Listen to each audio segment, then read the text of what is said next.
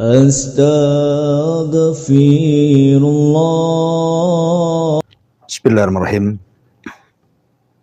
Assalamualaikum warahmatullahi wabarakatuh. Alhamdulillah wassalatu wassalamu ala Rasulillah wa ala alihi wa sahbihi wa mawalah wa la hawla wa la quwwata illa billahi wa ba'du. Alhamdulillah, segala puja dan puji tentunya hanya milik Allah Subhanahu wa ta'ala, karena memang dialah zat yang pantas untuk dipuja dan dipuji selamanya. Salawat dan juga iringan salam tetap tercurahkan kepada Rasul kita, qudwah kita, uswah kita, Nabi besar Muhammad sallallahu alaihi wa ala alihi wasallam. Ma'asyiral muslimin wal muslimat dimanapun Anda berada. Di pagi hari ini kita akan membahas satu tajuk pembahasan yang berkenaan dengan kehidupan kita sehari-hari. 4 perkara yang harus kita hindari. Karena 4 perkara ini akan membawa kegelapan, mengeluarkan kita dari terang. Sehingga Nabi SAW sampai berlindung dari 4 perkara ini. Apa saja 4 perkara tersebut?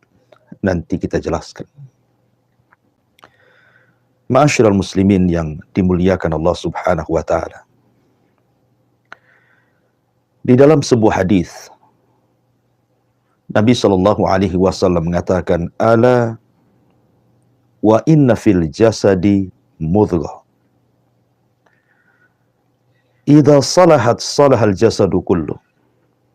Wa idza fasadat fasadal jasadu kullu, ala wahiyal qalbu. Ingatlah, sesungguhnya dalam jasad manusia itu terdapat segumpal daging. Apabila gumpalan tersebut menjadi baik, maka seluruh jasad manusia akan baik. Tapi kalau segumpal itu rusak, maka seluruh jasad manusia pasti rusak semuanya. Itulah yang disebut dengan al-qalbu, hati manusia. Al-Imam Ibnul Qayyim rahimahullahu ta'ala ketika memberikan catatan kepada hadis ini, beliau mengatakan, walamma kana al-qalbu li hadhihi al-a'dha kal malikil mutasarrif fil junudil ladhi tasduru kulluha an amri wa yasta'miluha fi ma syaa fa kulluha tahta ubudiyatihi wa qahrihi wa taqtasibu minhu al-istiqamah wa zayd wa tatba'uhu fi ma ya'qiduhu min al-azmi aw yahullu kama qala an-nabiy sallallahu alaihi wasallam, ala wa inna fil jasadi mudghah idza salahat salahal jasadu kullu wa idza fasadat fasadal jasadu kullu, ala wahiyal qalbu huwa malikuha hiyal munaffidah lima ya'muruha biha al-qabilatu lima ya'tiha min hadiyatihi wa la yastaqimu laha syai'un min a'maliha hatta yasdura an qasdihi wa niyatihi wa huwal mas'ulu anha kulliha. Kata Imam Ibnul Qayyim rahimahullahu ta'ala, tatkala hati ketundukannya bagi badan seperti raja yang berkuasa mengatur pasukannya, semua pergerakannya berasal dari perintahnya dan sang raja menggerakkannya sesuai dengan kehendaknya. Maka semua anggota badan di bawah pengaturannya dan di bawah kekuasaannya. Dari hati inilah dihasilkan kelurusan dan boleh jadi penyimpangan.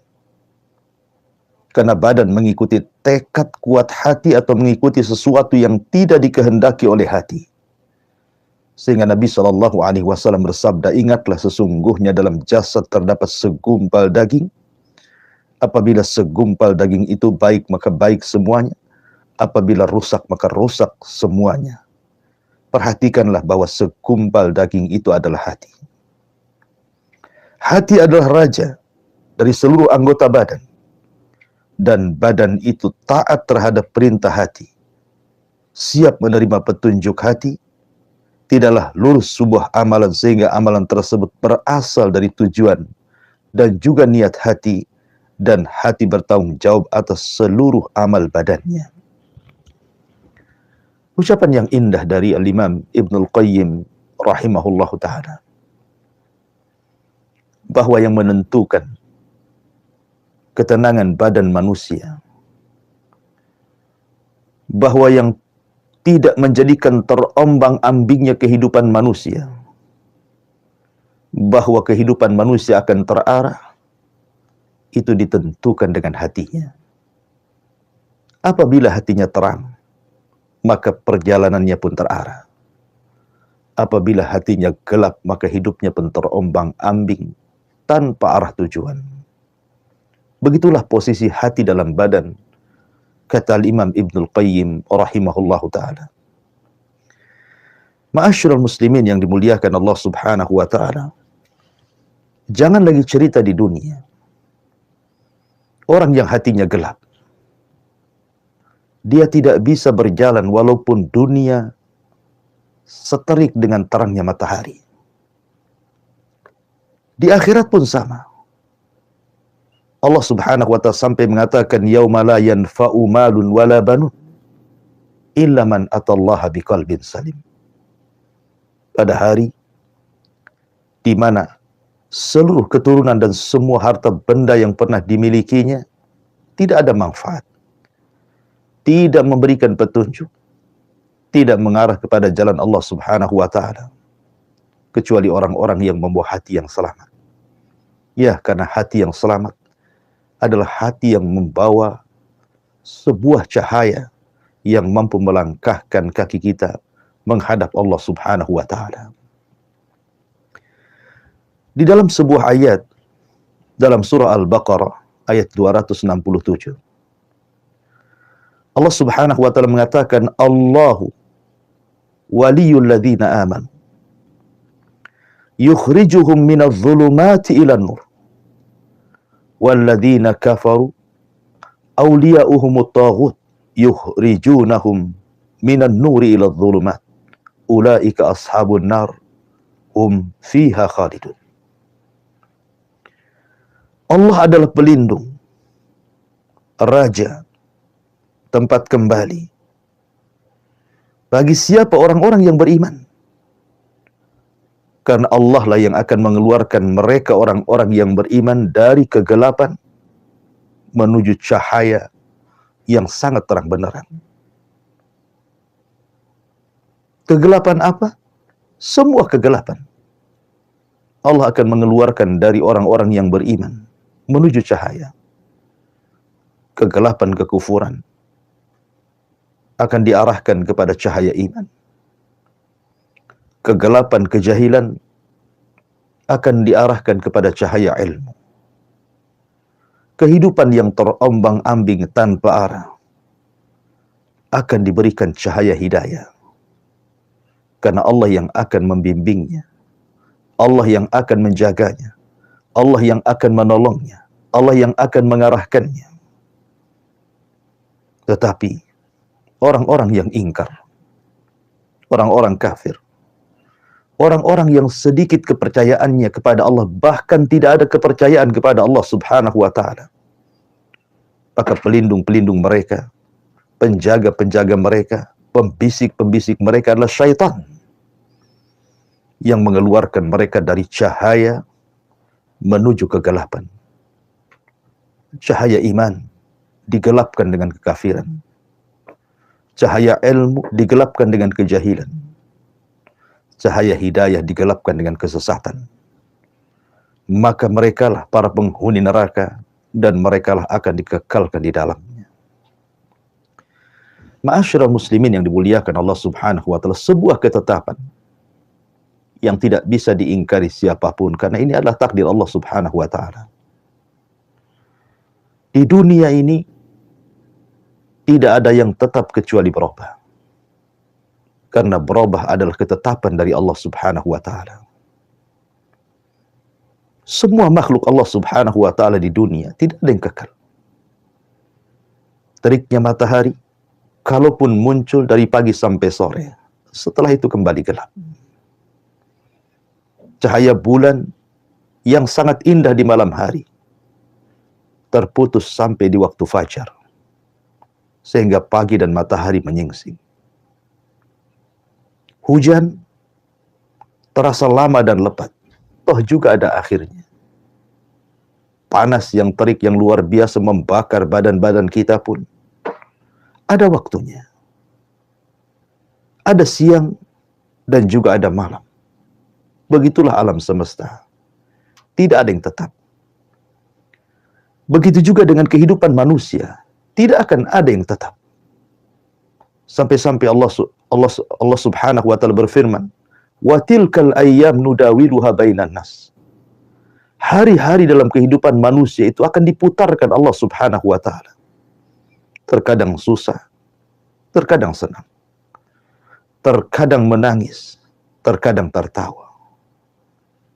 Terkadang seseorang di atas, terkadang seseorang di bawah. Terkadang harus berkumpul, terkadang harus terpisah. Begitulah kehidupan manusia, tidak ada yang tetap. Semua yang tetap pasti berubah. Dan berubah itulah ketetapan dari Allah Subhanahu wa taala. Orang yang hatinya tenang, sehebat apapun perubahan itu, sehebat apapun digoncang dalam kehidupan ini, maka dia pasti akan melangkahkan kakinya. Tetapi orang-orang yang kecil keimanannya, sedikit keyakinannya kepada Allah Subhanahu wa taala, digelapkan hatinya. Dunia yang terang, dia akan sulit untuk melangkah. Sekalipun matahari menyingsing dengan sangat bersinarnya dari pagi sampai sore, kalau hatinya gelap, kaki tidak mungkin mampu dilangkahkan.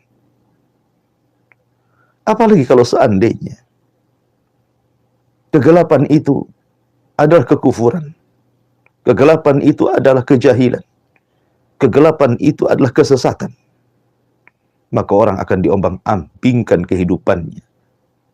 Makanya ma'asyiral muslimin yang dimuliakan Allah Subhanahu wa taala, yang bisa menjalani kehidupan ini dari banyaknya perubahan hampir setiap hari, ada saja yang berubah, adalah ketenangan hati. Makanya Nabi Shallallahu Alaihi Wasallam berdoa agar jangan sampai hati ini digelapkan dari 4 perkara. Sebab kalau seandainya hati digelapkan dari 4 perkara ini, maka hidup kita tidak akan lurus lagi. Hidup kita akan payah, terombang-ambing, terseok-seok, sehingga kita akan sulit untuk menghadapi kehidupan yang banyak ujian dari Allah Subhanahu wa taala. Karena sebuah ketetapan, kehidupan ini pasti akan banyak ujian dari kiri dan kanan, depan, belakang, atas dan bawah. Supaya Allah Subhanahu wa taala mengetahui siapa di antara hamba-hambanya yang betul-betul jujur dan siapa di antara hamba-hambanya yang berdusta kepada Allah Subhanahu wa taala. Apa 4 perkara tersebut? Dalam sebuah hadis yang dikeluarkan oleh Imam At-Tirmidzi dan juga disahihkan oleh Syekh Nasiruddin Al-Albani rahimahullahu taala dalam kitabnya Sahihul Jami', sebuah doa yang diajarkan Nabi Shallallahu Alaihi Wasallam kepada kita. Apa kata Nabi SAW? Allahumma inni a'udzubika min qalbin la yahsha wa min ilmin la yanfa wa min nafsin la tasba wa min du'ain la yasma wa min du'ain la yusma. Jadi Nabi SAW mengajarkan sebuah doa kepada kita agar kita terhindar dari 4 perkara ini. Karena ini yang menggelapkan hati manusia sehingga gelaplah segalanya dalam kehidupannya. Allahumma inni a'udzubika min qalbin la yahsha. Ya Allah, aku berlindung dari hati yang tidak pernah khusyuk. Wa min ilmin la yanfa. Dari ilmu yang tidak membawa manfaat dalam kehidupannya. Wa min nafsin la tasba'. Dan dari jiwa yang tidak pernah kenyang. Wa min du'ain la yusma. Dan dari doa yang tidak pernah didengar dan diijabah Allah Subhanahu wa ta'ala. Ma'asyiral muslimin yang dimuliakan Allah Subhanahu wa ta'ala, baik kita rinci satu persatu. Di sini Nabi SAW berlindung dari 4 perkara, dan harusnya pun sama. Kita sebagai umatnya pun harusnya lebih berlindung daripada Nabi SAW, karena kita tidak ada jaminan seperti Allah menjamin Nabi SAW tentang kemaksuman. Yang pertama, Allahumma inni a'udzubika min qalbin la yahsha. Ya Allah, aku berlindung kepadamu dari hati yang tidak pernah khusyuk. Khusyuk itu artinya kita mengarahkan tujuan hanya menghadap Allah Subhanahu wa ta'ala. Tidak ada yang lainnya. Kita mengikatkan hati dengan Allah Subhanahu wa ta'ala. Menghubungkan pikiran kita dengan Allah Subhanahu wa ta'ala. Mengarahkan jalan menuju Allah Subhanahu wa ta'ala. Dan berusaha untuk memalingkan hal-hal yang bisa memalingkan kita dari tujuan menghadap Allah Subhanahu wa ta'ala. Itulah khusyuk. Contoh saja yang biasa kita dengar istilah khusyuk itu biasanya digunakan dalam sholat. Karena sholat itu adalah hubung kait antara seorang hamba dengan Allah Subhanahu wa ta'ala. Makanya orang yang khusyuk dalam sholatnya, hatinya akan terpaut dengan Allah. Pikirannya akan terhubung dengan Allah Subhanahu wa ta'ala. Dunia itu kecil bagi dia, karena hanya Allah yang sangat besar. Dunia itu sempit bagi dia, karena Allah lah yang maha luas segalanya. Ketika orang sholat kemudian dia khusyuk, maka segalanya akan diberikan kepada Allah Subhanahu wa ta'ala. Qul inna salati wa nusuki wa mahyaya wa mamati lillahi rabbil alamin. Katakan, sungguhnya salatku, kurbanku, hidup dan matiku, semua hanya untuk Allah, Rabb semesta alam. Begitulah orang yang khusyuk hanya mengarahkan diri kepada Allah Subhanahu wa ta'ala. Dan apabila seorang yang sedang salat itu khusyuk, betul-betul khusyuk, dia tidak pernah memikirkan yang lainnya. Dia tidak pernah memikirkan hutang yang melilitnya, persoalan luar yang menimpanya, musibah-musibah yang menerpanya. Karena itu makomnya dia harus mengarah kepada Allah Subhanahu wa ta'ala. Maka khusyuk dalam salat ini mampu merubah kehidupannya.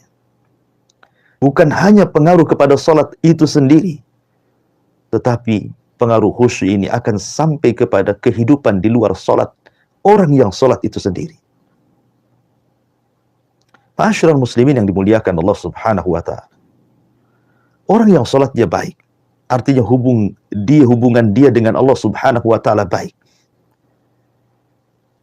Dia tidak mengarah kecuali kepada Allah, tidak meminta kecuali kepada Allah. tidak berlindung kecuali kepada Allah, karena dia tahu Allah tempat berlindung bagi dia. Maka dia akan betul-betul ketika melangkah dalam kehidupan dunia ini, pasti akan diarahkan Allah Subhanahu wa ta'ala. Karena khusyuk dalam salat itu mempengaruhi khusyuk di luar daripada salat. Ma'asyiral muslimin yang dimuliakan Allah Azza wa Jalla, ketika hati manusia ditambatkan hanya kepada Allah Subhanahu wa ta'ala, dan Allah merespon kita, maka dunia bagi Allah itu kecil. Sehingga apapun persoalan kita dalam kehidupan dunia ini, bisa kita lalui dan kita jalani. Karena semua sudah diarahkan oleh Allah Subhanahu wa ta'ala. Ma'asyiral muslimin yang dimuliakan Allah Subhanahu wa ta'ala, maka hati yang khusyuk, hati yang terarah kehidupannya menuju Allah Subhanahu wa ta'ala, dia yakin bahwa dia berasal dari Allah dan akan kembali kepada Allah Subhanahu wa ta'ala. Maka itulah yang akan membawa ketenangan dalam hidupnya. Dia menambatkan hati yang jujur hanya kepada Allah Subhanahu wa ta'ala. Sehingga ketika umpamanya Allah Subhanahu wa ta'ala memberikan musibah kepadanya, ataupun memberikan nikmat kepadanya, maka hati yang khusyuk adalah hati yang senantiasa bersyukur dan juga bersabar. Apabila ditimpa musibah, dia bersabar. Apabila diberikan nikmat, dia pun bersyukur. Itulah hati-hati yang khusyuk. Tapi sebaliknya, hati yang tidak khusyuk, maka hati yang tidak akan pernah tenang, karena hati yang diliputi dengan kegelapan. Diberikan nikmat, dia tidak bersyukur. Diberikan ujian, dia pun tidak bersabar. Hidupnya terombang-ambing dan tidak terarah. Walaupun diberikan nikmat, dia gunakan untuk berpoya-poya dan berhura-hura, sehingga tidak ada ketenangan dalam hidupnya. Apabila ditimpa kemalangan, musibah, maka makin gelap hatinya. Dia pun murka, menyalahkan takdir, menganggap ujian itu sebagai adab bagi dia, na'udzubillah. Oleh karena itulah maka Nabi SAW berlindung kepada Allah Subhanahu wa ta'ala, jangan sampai hati ini tidak khusyuk. Karena ketidakkhusyuan hati itu akan menggelapkan pikiran, menggelapkan hati, sehingga hidup kita terombang-ambing tanpa arah tujuan yang jelas. Ini yang pertama. Yang kedua, wa min ilmin la yanfa, dari ilmu yang tidak membawa kemanfaatan. Apalah gunanya orang cerdas kalau tidak membawa kemaslahatan? Apa gunanya orang-orang yang diberikan kecerdasan pikirannya kalau seandainya hanya untuk membahayakan manusia dan membahayakan dirinya sendiri? Jangan lagi urusan agama, yang jelas-jelas pasti orang yang punya pengetahuan agama tapi tidak bermanfaat bisa menyesatkan dirinya dan bisa menyesatkan orang lain. Ilmu di dunia saja bisa merusak orang. Kita bisa melihat ketika ilmu teknologi dalam persenjataan dunia makin bertambah canggih dan bertambah berkembang, membuat kekhawatiran manusia. Lihat perang dunia yang sudah berlalu, bom atom yang kemudian menghancurkan berbagai macam jiwa-jiwa manusia yang tidak bersalah. Yang boleh jadi mungkin persenjataan sekarang jauh lebih mutakhir dibandingkan persenjataan dulu, yang mungkin hanya meledakkan beberapa wilayah, mungkin sekarang berwilayah-wilayah, sehingga membuat kekhawatiran manusia. Kalau seandainya terjadi perang kemudian diledakkan senjata-senjata canggih itu, seperti nuklir dan yang semacamnya, maka ini akan mengancam jiwa. Kalau pengetahuan seperti ini saja, urusan dunia, bisa merusak manusia, menghilangkan jiwa-jiwa manusia, betapa murahnya jiwa manusia. Bagaimana lagi kalau seandainya ilmu yang tidak bermanfaat ini justru berkaitan dengan agama. Tentu bukan hanya satu jiwa yang dirusaknya, boleh jadi ribuan jiwa tersesatkan dengan ilmu yang tidak manfaat itu.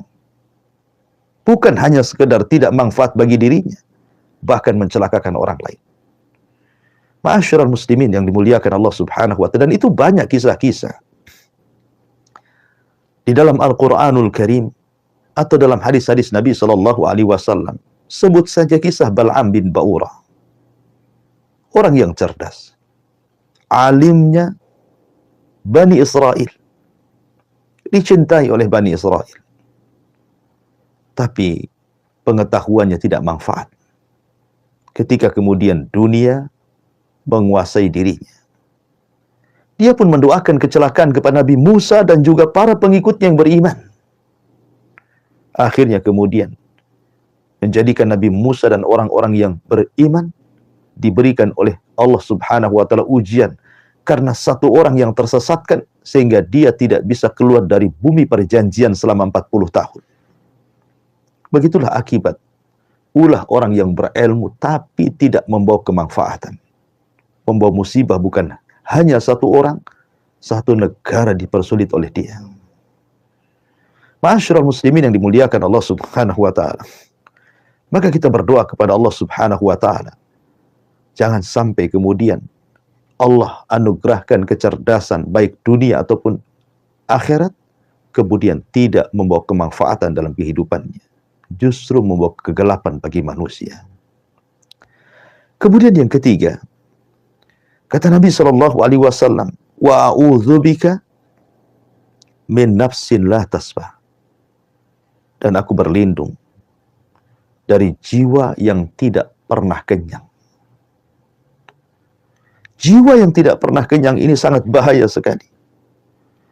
Dalam sebuah hadis Nabi sallallahu alaihi wasallam bersabda, "Lau anna libni Adam wadiyani min dhahab." Kalau seandainya anak Adam diberikan 2 lembah emas, ahab ayyakuna lahu wadiyan walan yamla'a fah illa turab.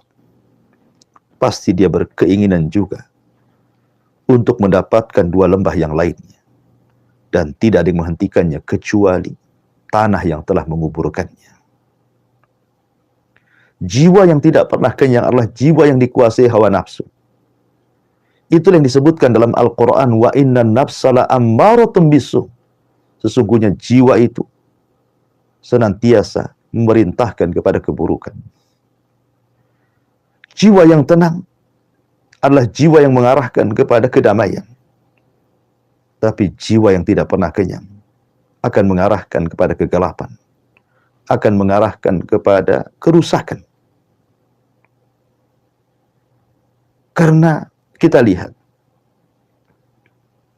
ketika jiwa itu tidak pernah kenyang, tidak pernah kenyang dengan hartanya, tidak pernah kenyang dengan jabatan, pangkat, dan kepemimpinannya, tidak pernah kenyang segalanya, maka segala perkara-perkara dia akan tempuh walaupun di dalamnya ada keharaman, ada kesesatan, dan begitu seterusnya.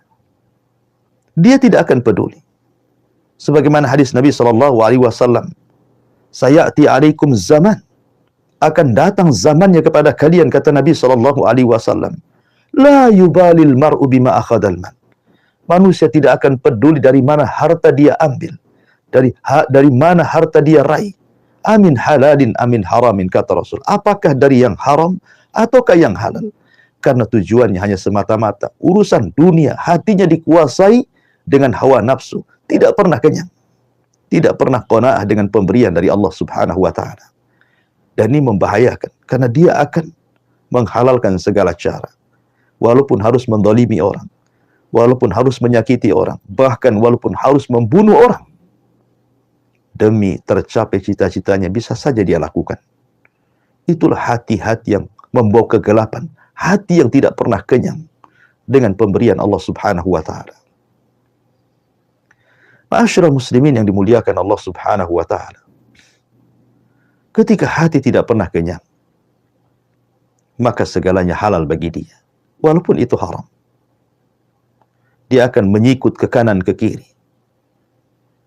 Dia akan melabrak batasan-batasan yang Allah Subhanahu wa Ta'ala telah batasi. Padahal Allah Subhanahu wa Ta'ala memiliki batasan-batasan, dan batasan-batasan Allah adalah keharaman-keharaman yang tidak boleh dilanggar. Tapi orang-orang yang hatinya tidak pernah kenyang, tidak pernah redha dengan pemberian Allah Subhanahu wa Ta'ala, maka hatinya akan gelap.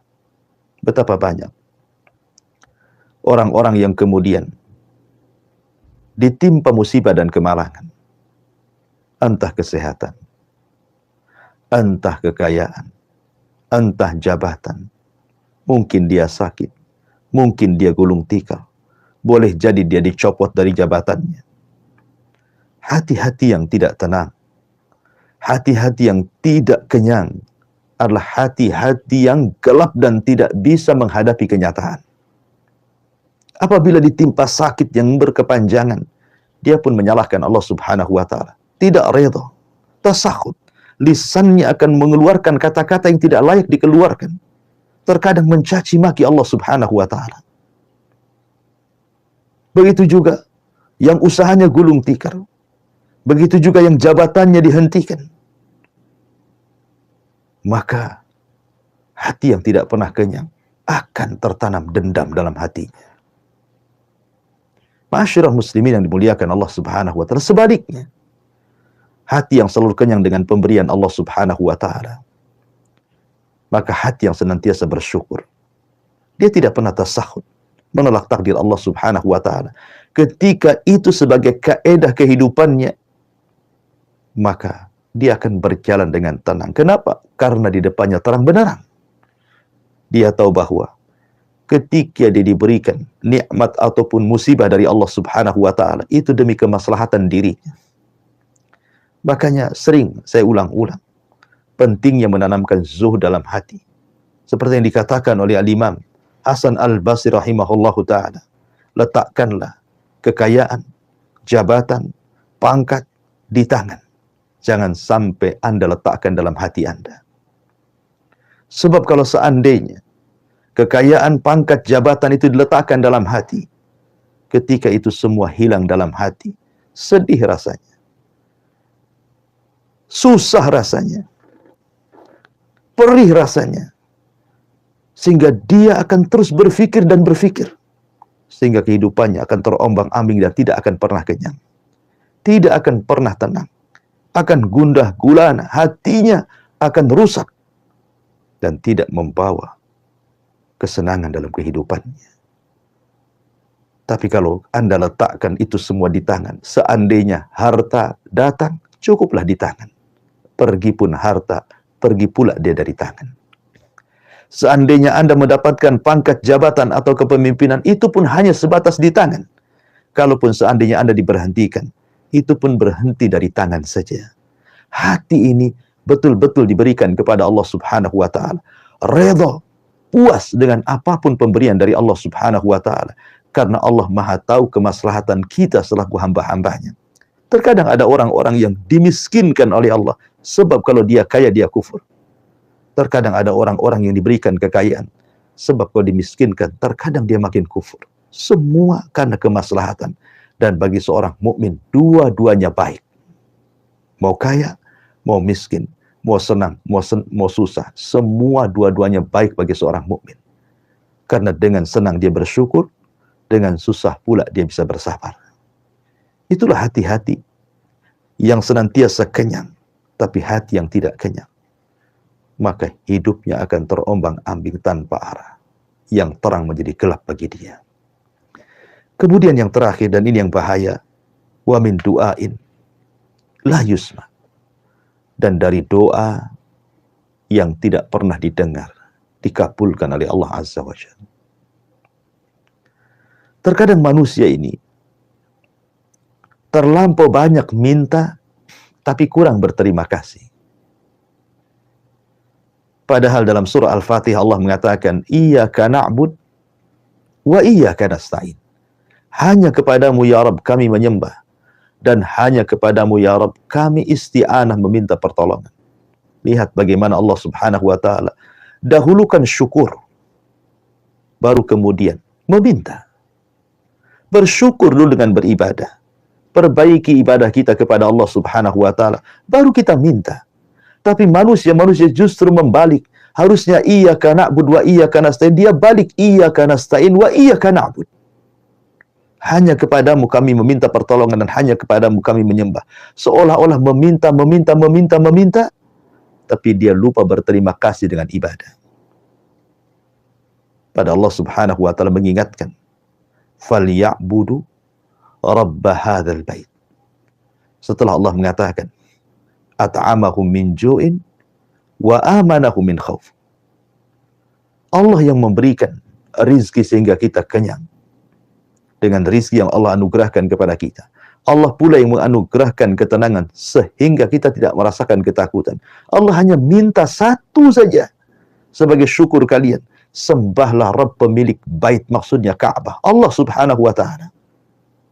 Maka kalau ingin didengar doanya, maka lakukan seperti arahan Allah Subhanahu wa ta'ala. Bersyukur dulu, baru meminta. Dengan cara apa? Beribadah kepada Allah. Perbaiki salat kita, perbaiki puasa kita, perbaiki ibadah kita, baru meminta kepada Allah Subhanahu wa ta'ala.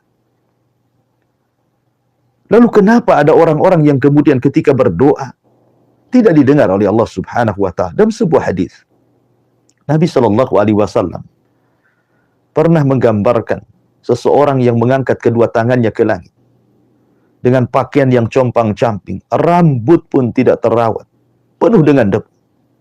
Kemudian dia mengeluh, ya Rabb, wahai Tuhan, kabulkan keinginanku, kabulkan keinginanku.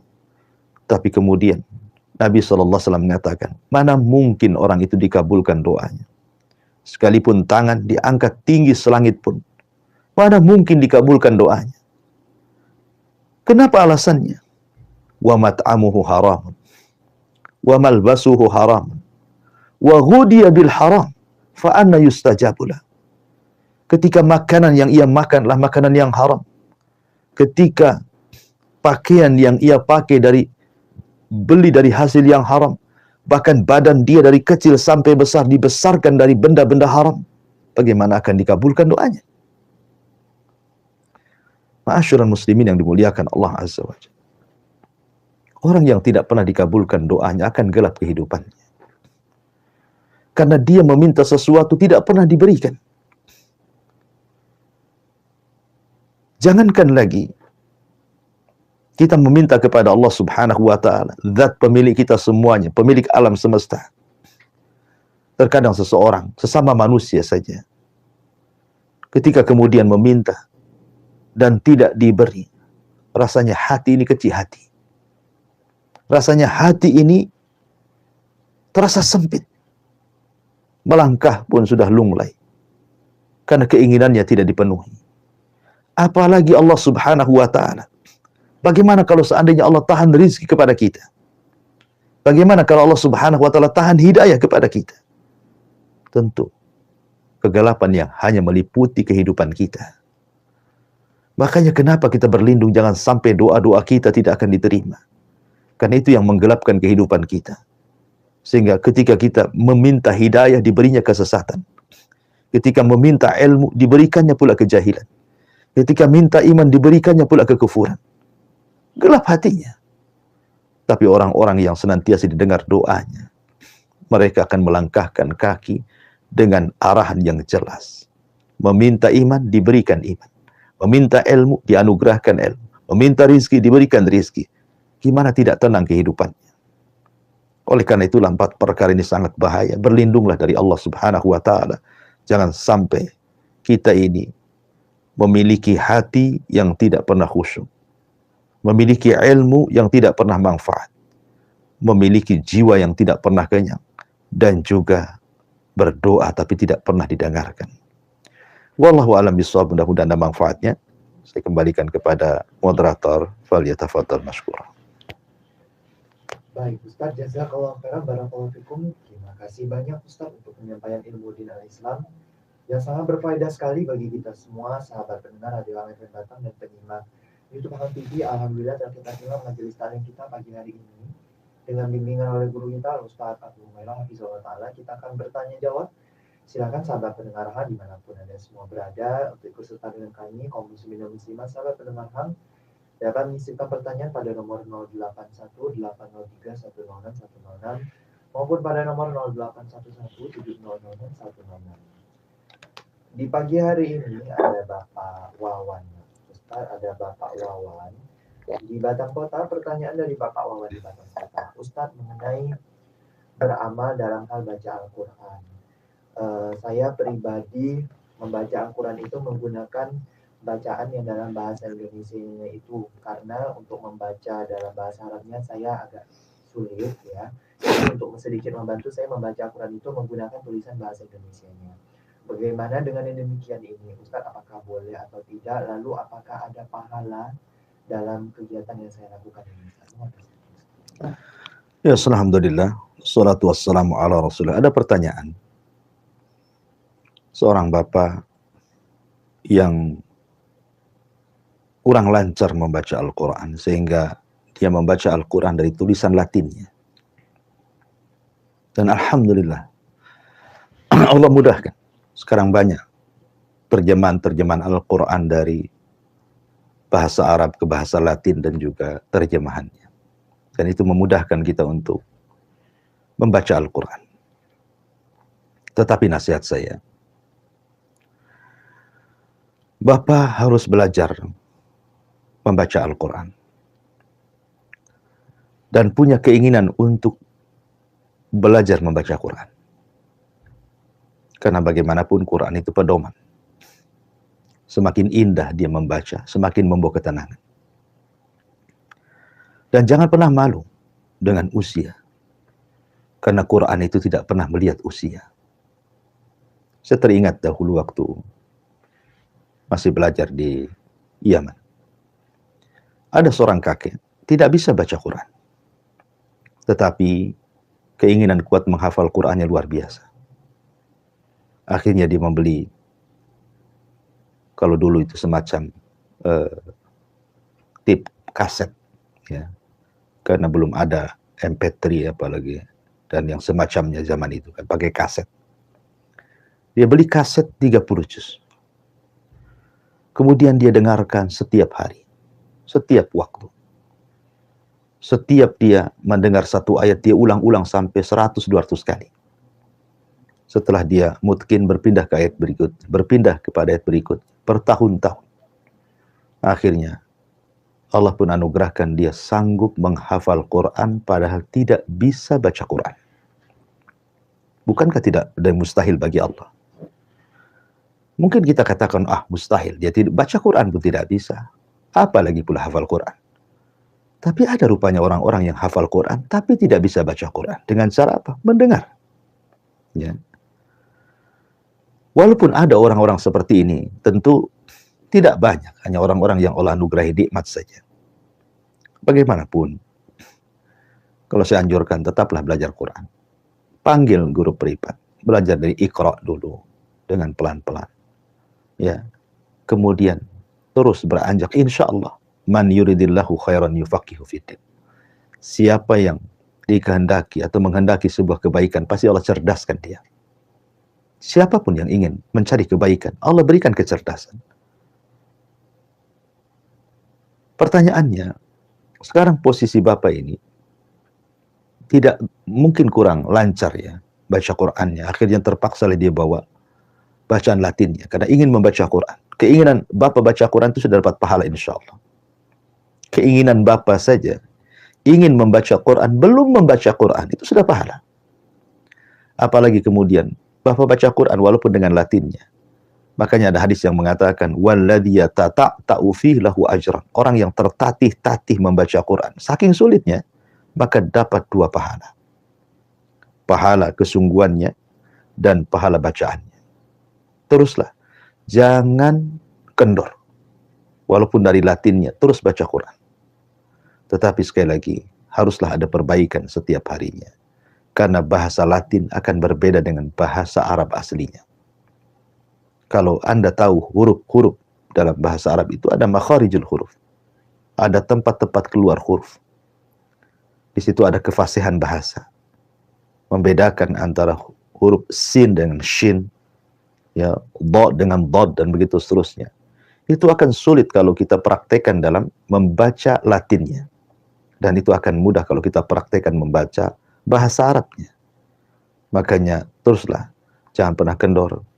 Walaupun sekarang mungkin masih membaca Quran lewat tulisan Latin, tetapi ada upayalah. Apalagi sekarang medsos juga dipermudah. Ada belajar Quran lewat YouTube dengan sistem mudah.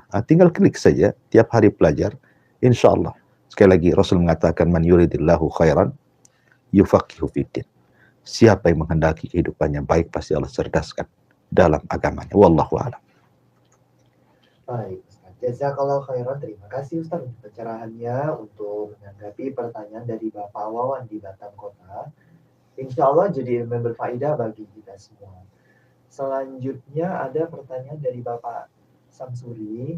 Bapak Samsuri masih di Batam Kota juga. Ustaz, pertanyaan dari Bapak Samsuri di Batam Kota. Ustaz, maaf ingin bertanya, apakah dalam sholat itu baik sholatnya sendiri ataupun sholatnya berjamaah, apakah itu akan memberikan ketenangan hati, Ustaz? Lalu Ustaz, dalam sholat itu, dalam misalnya ketika sebagai makmum ya, apakah membaca sami Allah liman hamidah atau cukup langsung baca Rabbana walakal hamd, Ustaz? Ya, alhamdulillah, salatu wassalamu ala Rasulillah, amma ba'd. Ketenangan hati dalam sholat itu tergantung kualitas sholat. Kalau kualitas sholatnya baik, maka juga akan menghasilkan ketenangan yang baik. Tapi kalau sholatnya tidak terlampau baik atau sama sekali tidak baik, maka itu pun tidak akan bawa ketenangan dengan baik dalam hatinya. Sholat ini perkara yang luar biasa sebenarnya. Sampai-sampai Aisyah radhiyallahu anha mengatakan, kana Nabi sallallahu alaihi wasallam idza hajabahu amrun fasiya ila shalah. Nabi itu kalau ada urusan besar, ada hal-hal yang membuat Nabi sallallahu alaihi wasallam sulit untuk keluar dari sebuah permasalahan, maka Nabi biasanya segera sholat, karena tahu bahwa dalam sholat itu bisa meringankan permasalahan yang dihadapinya. Maka sekarang saya terkadang heran ketika mungkin di sebuah perusahaan ada masalah, kemudian mengadakan rapat untuk mencari jalan keluar dan menguraikannya. Datang waktu sholat, kadang-kadang mereka tidak sholat, atau mungkin sholatnya diulur-ulur karena mereka sedang rapat, sedang menyelesaikan perkara besar dalam perusahaan. Orang-orang yang sedang rapat ini sebenarnya tidak paham. Kalau seandainya mereka terhenti ketika waktu sholat, kemudian mereka sholat, selesai sholat kemudian mereka rapat kembali, hakikatnya dengan sholat itu sudah mengurai permasalahan yang sedang dirapatkannya sebenarnya. Karena ketika rapat kedua setelah Anda sholat, berarti Anda sedang mengundang Allah dalam rapat. Dan tidak ada permasalahan besar. Kalau Allah terlibat, pasti Allah akan urai dan menjadi kecil. Dan tidak ada perkara kecil. Kalau Allah tidak terlibat, pasti akan sulit untuk terurai. Bahkan bisa jadi menjadi besar. Oleh karena itulah maka sholat akan membawa ketenangan, menyelesaikan masalah. Karena dalam sholat itu ada kata-kata iyyaka na'budu wa iyyaka nasta'in. Isti'anah, meminta pertolongan kepada Allah Subhanahu wa taala. Oleh karena itulah maka kualitas ketenangan juga ditentukan dengan kualitas sholat. Ketika Anda sholat sendiri dan berjamaah, tentu akan berbeda kualitasnya. Karena bagaimanapun secara pahala juga akan berbeda. Dan secara hasil pun akan berbeda. Karena manfaatnya juga akan lebih banyak yang berjamaah dibandingkan yang sholat sendiri. Bukan berarti kemudian sholat sendiri tidak sah, tidak. Akan tetapi kalau bicara tentang kualitas ketenangan hati, ya tentu semakin berkualitas sholatnya, semakin tenanglah hatinya. Semakin baik sholatnya, maka semakin baik di luar sholatnya. Karena sholat sendiri adalah innas sholata tanha 'anil fahsya'i wal munkar. Sholat itu mencegah dari perbuatan keji dan kemungkaran. Maka semakin baik kualitas sholatnya, maka semakin baik akhlak di luar sholatnya. Insya Allah seperti itu. Ya. Jadi intinya perbaiki kualitas sholat dari mulai uh, rukun-rukunnya, syarat-syaratnya, sunnah-sunnahnya, wajib-wajibnya. Insya Allah akan lebih banyak lagi mendatangkan ketenangan bagi kita. Ala, kata Allah Subhanahu wa taala mengatakan, ala bidzikrillahi tatmainnul qulub. Ingatlah dengan berzikir mengingat Allah, apalagi dalam sholat, itu akan lebih memberikan ketenangan dalam jiwa. Adapun tentang pertanyaan yang kedua,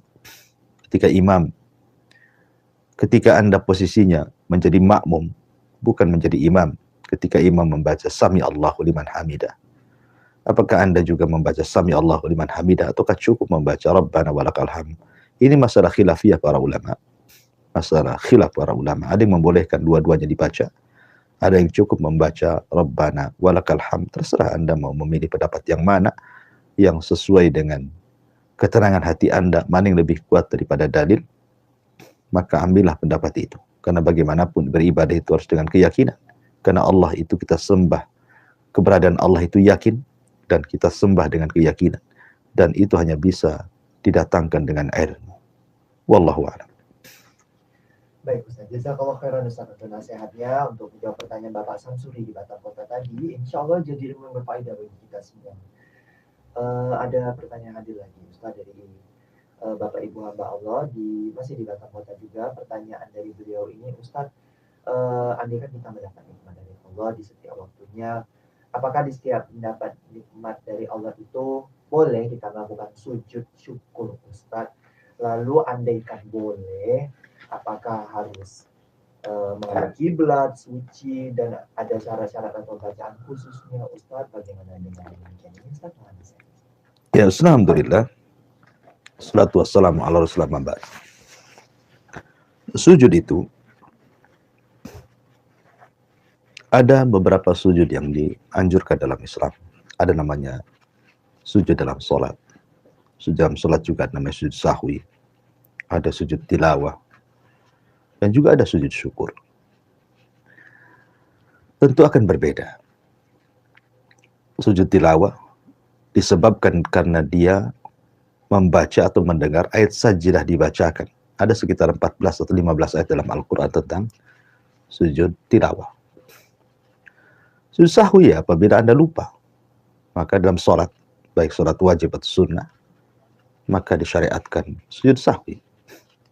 Dan ada sujud yang ma'ruf dalam sholat. Adapun sujud yang ditanyakanlah mendapatkan nikmat atau disebut dengan sujud syukur, itu disebabkan karena mendapatkan nikmat. Dan sujud syukur itu tidak ada syarat-syarat seperti sujud-sujud yang lainnya, harus suci, kemudian harus tertutup auratnya. Seandainya Anda sendirian di rumah seorang wanita, Anda sedang pakai pakaian yang biasa saja, tidak anggaplah membuka aurat, tapi kan tidak ada yang melihat kecuali di rumah. Tiba-tiba kemudian ada telepon dari suami bahwa dia mendapatkan nikmat dari Allah Azza wa Jal, mungkin berupa harta atau yang lainnya. Anda merasa gembira, langsung sujud. Ya, langsung sujud. Maka tidak ada masalah.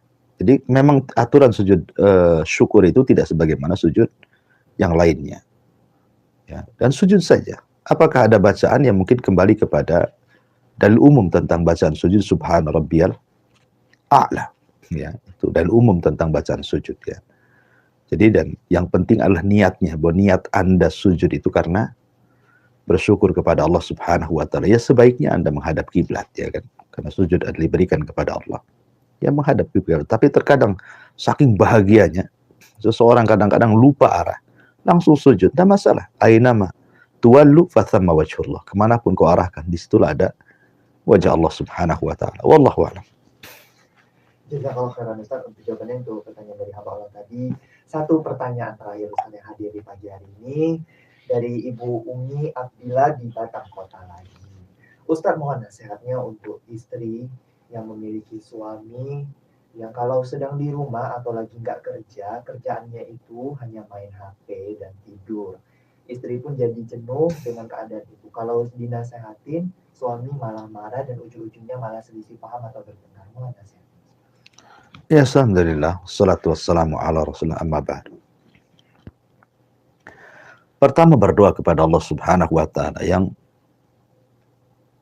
memegang hati suami Anda ini, bukan Anda. Anda mau marah-marah, mau berteriak, putus urat leher pun gak akan bisa menyadarkan suami, karena yang memegang hati suami Anda hanyalah Allah Subhanahu wa Ta'ala. Minta kepada Allah agar hati suami Anda diberikan hidayah untuk berubah. Yang kedua, cobalah Anda selama suami, mungkin perkara-perkara yang dilakukan suami itu tidak menjurus kepada hal-hal yang diharamkan. Ya, suami lagi main HP, ambil HP juga. Duduk depan suami. Sama-sama main HP dengan suami di situ. Suami tidur, Anda tidur juga samping suami.